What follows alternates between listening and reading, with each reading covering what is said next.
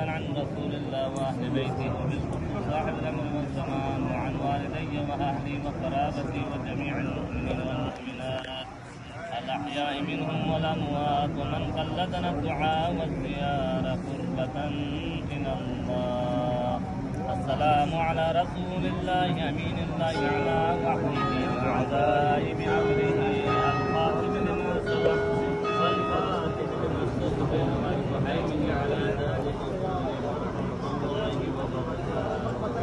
السلام على صاحب السكينة، السلام على المدفون بالمدينة، السلام على المنصور المؤيد، السلام على أبي القاسم محمد بن عبد الله ورحمة الله وبركاته. السلام عليك يا أمين الله في أرض حجته على عباده.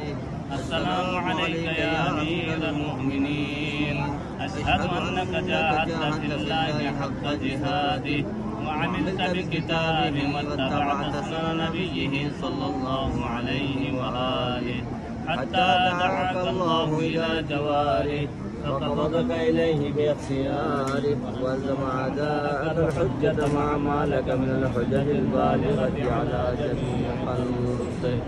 اللهم فاجعل نفسي مطمئنة بقدرك راضية بقضائك منعة بذكرك ودعائك محبة لصفوة أوليائك محبوبة في أرضك وسمائك صابرة على نزول بلائك شاكرة لفواضل نعمائك ذاكرة لسوابغ آلائك مشتاقة إلى فرحة لقائك متزودة التقوى ليوم جزائك مستنة بسنن أوليائك مفارقة لأخلاق أعدائك مشغولة عن الدنيا بحمدك وثنائك.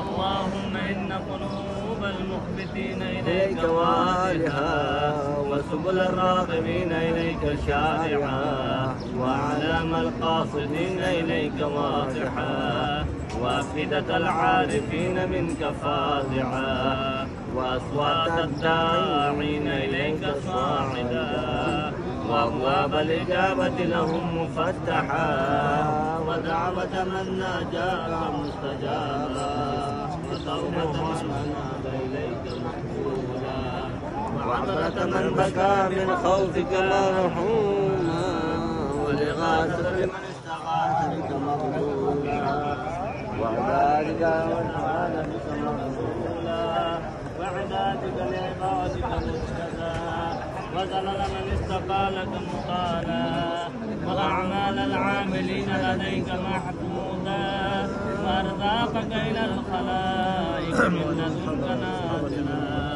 وعوائد المزيد إليهم واصلا وذنوب المستغفرين مغفورا وحوائج خلقك عندك مقضيا وجوائز السائلين عندك موفرا وعوائد المزيد متواترا وموائد المستطعمين معدا ومناهل الظماء لديك مطرعا.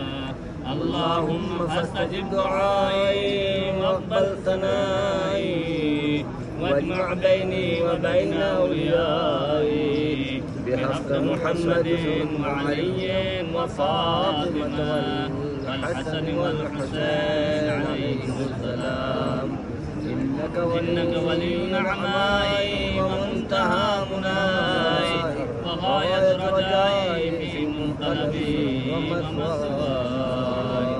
أنت إلهي وسيدي ومولاي اغفر لأوليائنا وكف عنا أعداءنا واشغلهم عن آذانا وأظهر كلمة الحق واجعلها العليا وأدحض كلمة الباطل واجعلها السفلى إنك على كل شيء قدير.